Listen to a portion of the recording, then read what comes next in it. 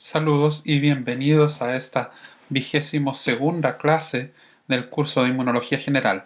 Hoy día hablaremos sobre las vacunas, pero para poder hablar de las vacunas, primero debemos describir acerca de cuáles son las etapas de la respuesta inmune normal.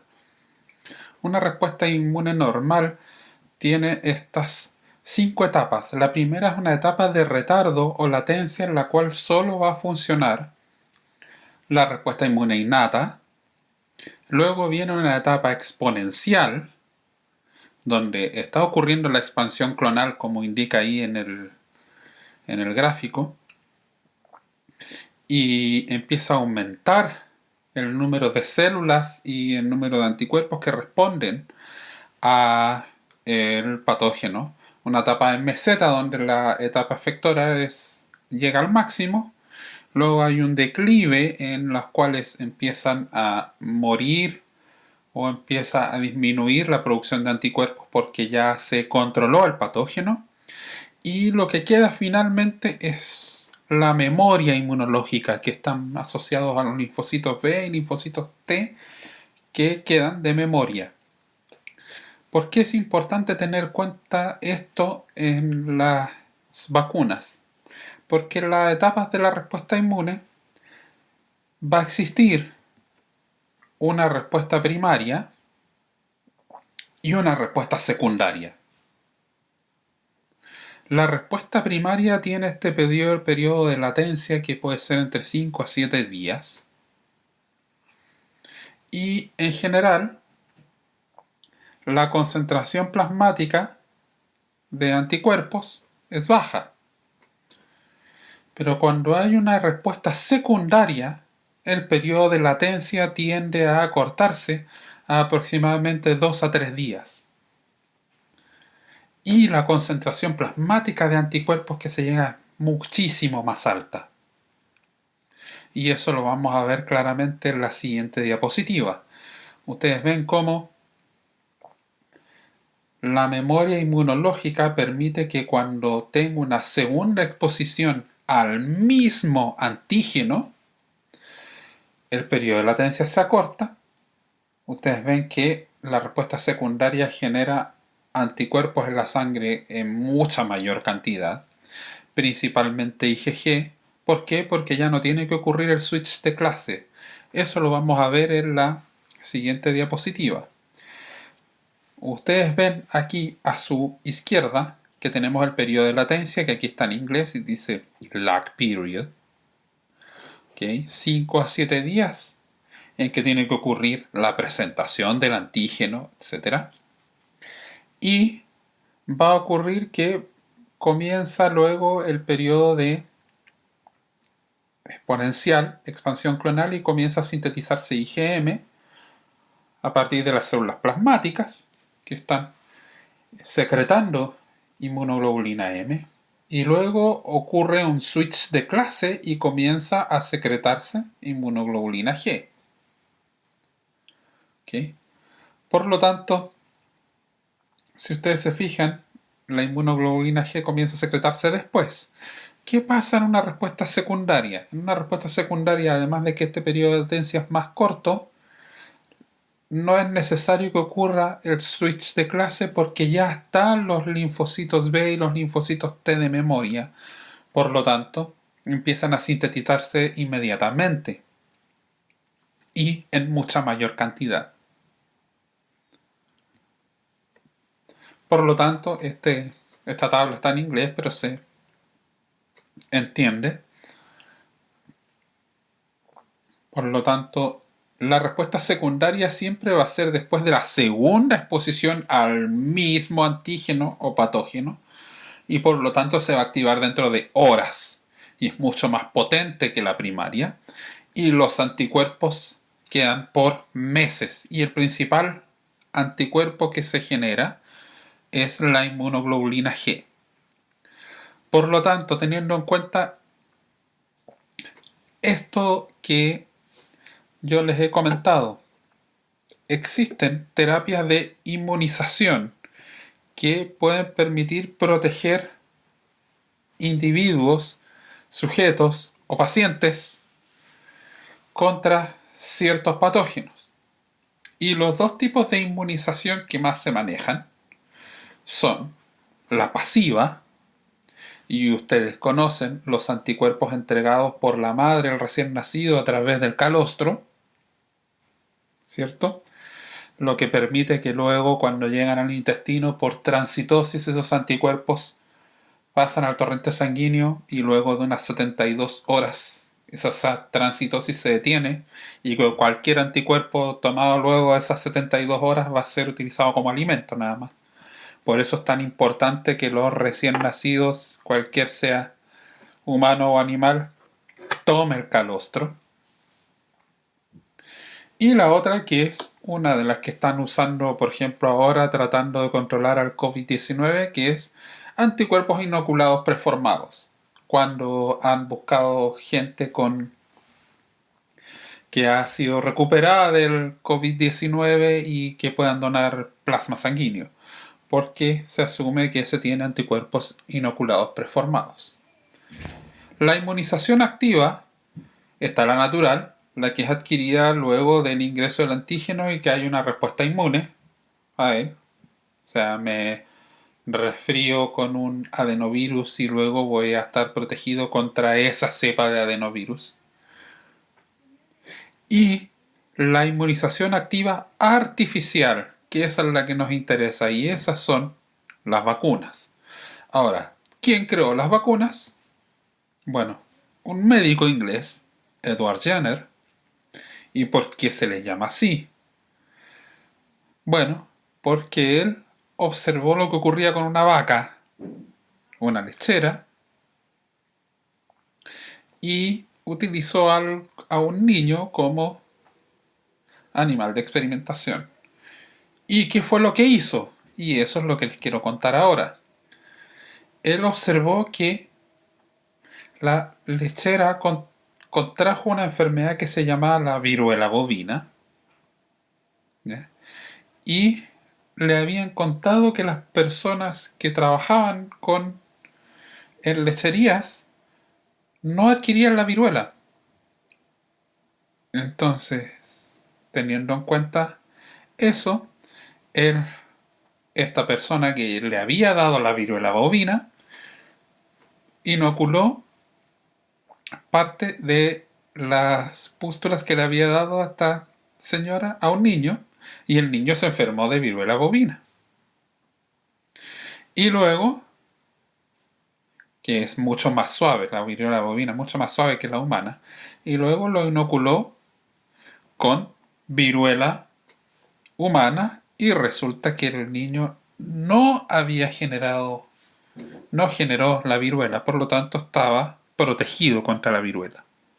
En ese tiempo no se entendía por qué, pero se notó que funcionó. Y ahí ustedes ven un par de gemelos en los cuales uno estaba vacunado contra la viruela y el otro no. La viruela es la única enfermedad viral que ha sido erradicada en el mundo, gracias a los protocolos de vacunación. Y por lo tanto, teniendo en cuenta eso, ¿qué es una vacuna? En ese momento, se fijan, estamos hablando de 1796, no estaba muy claro. Pero ahora sí. Y la vacuna es una mezcla utilizada para estimular la producción de anticuerpos y está generada a partir del agente causante de una enfermedad, de sus productos, de alguna forma sintética de él, para que actúe como antígeno, pero sin inducir la enfermedad. Por lo tanto, ese es el punto. Que lo que yo inyecto debe ser o el virus o la bacteria o lo que sea, pero que no produzca la enfermedad. Esa es la base de la vacuna. Y por lo tanto, deben existir varios tipos de vacunas. Y existen varios tipos. Están las vacunas atenuadas, en las cuales se crean a partir de un patógeno que está vivo pero con mucha menor virulencia o mucha menor infectividad. La BCG contra la tuberculosis contra el virus de la polio oral, cuando se habla, son virus vivos o bacterias vivas, pero atenuadas. ¿Ok? Las que son inactivadas, que están dadas por restos de patógenos que están muertos. ¿Sí? Algunas de las vacunas contra la influenza, la vacuna contra la hepatitis A, la vacuna contra la influenza estacional es del tipo 3, la que nos inoculamos este año, es de las que se llama vacuna de subunidades o recombinantes, que es a partir de antígenos aislados. Generalmente esas son principalmente para virus o bacterias, pero se hace en Escherichia coli. Se toma el gen, por ejemplo, de la hemaglutinina y se expresa en Escherichia coli, luego se purifica la proteína y se empaca en la vacuna y es mucho más segura que utilizar virus o bacterias atenuadas. Y las vacunas contra las toxinas producidas por bacterias. Por ejemplo, la vacuna contra el tétanos no es una vacuna contra la bacteria específicamente, sino que es una vacuna contra la toxina del tétanos. Entonces, si uno piensa, bueno, ¿cuáles son las etapas para que una vacuna se genera? Bueno, la vacuna necesita entre 10 a 18 años para que pueda ser comercializada. Existen estudios preclínicos, que son los que permiten en animales generalmente ver si existe la posibilidad de que una vacuna pueda ser utilizada. Luego, una fase 1, aquí dice personas, pero podemos pensar en nuestros pacientes también. Se utiliza para ver si es segura en un grupo de personas reducidas. En una fase 2 se utiliza para comprobar efectividad y dosificación. La fase 3 se utiliza en miles de personas de varios países. Y una fase 4 que es cuando ya es comercializada. Entonces ustedes ven que no es simple generar una vacuna. ¿Okay? Y por eso cuando hablamos de vacuna contra el COVID-19 no va a salir tan pronto. ¿Okay? Y teniendo en cuenta esto y que tiene que pasar todo este tiempo, ¿por qué? Porque ¿qué fallas podrían haber en la vacunación? Que la dosis sea insuficiente, que el paciente esté previamente infectado con el mismo patógeno y por lo tanto la vacuna no le va a hacer nada. O pacientes en los cuales no puede responder la vacuna porque su sistema inmune está deprimido. ¿Okay? Y esos no pueden recibir vacuna. ¿Ya? Entonces, y además dependiendo de cómo está hecha la vacuna, porque a la vacuna siempre se le agregan lo que se conoce como adyuvantes, que son compuestos que generan una respuesta inmune inespecífica pero muy fuerte, por lo tanto ayudan a que se genere una respuesta inmune contra el patógeno. Y eso puede generar efectos alérgicos, si es que hay personas que son alérgicas a los adyuvantes. Por ejemplo, se dice que cualquier alérgico a la clara del huevo en la vacuna contra la influenza estacional no puede ser inoculado con ese tipo de vacuna. ¿Por qué? Porque ese tipo de vacuna utiliza clara de huevo como adyuvante. ¿Okay? Y un término que se ha utilizado mucho en esta época de COVID-19 es la inmunidad de rebaño o inmunidad colectiva. ¿Okay?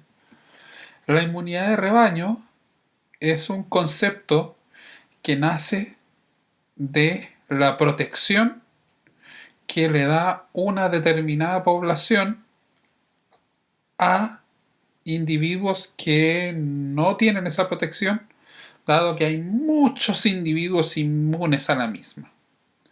Cuando hay muchos individuos inmunes a la misma, llega un momento en que se bloquea la transmisión del agente infeccioso. ¿Sí? Y eso es lo que espera generar una vacuna. que se genere una inmunidad de rebaño, porque siempre van a existir pacientes que no se pueden vacunar, porque están inmunodeprimidos, porque están con una leucemia, por varias cosas. Por lo tanto, para protegerlos a ellos es necesario que las coberturas de vacunación sean altas. ¿Y cómo lo vamos a mostrar? Este gráfico muestra en puntos rojos los enfermos y cuántos hay enfermos si no hay ningún vacunado. ¿Cuántos hay enfermos si hay 25% de vacunados? ¿Cuántos hay enfermos si hay un 50% de vacunados? Un 75%, un 90% y un 95%. Y ustedes ven cómo los azules son los no vacunados. ¿Okay? Cómo si la cobertura de vacunación es sobre el 90%, a fin de cuentas cortamos la transmisión del patógeno. Es por eso que es tan importante vacunar a todos sus pacientes, y yo sé que ustedes siempre lo van a hacer porque es sumamente importante cortar todas las patologías que son prevenibles, ¿sí? El virus del distemper canino, el virus de la leucemia felina, son virus para los cuales existen vacunas.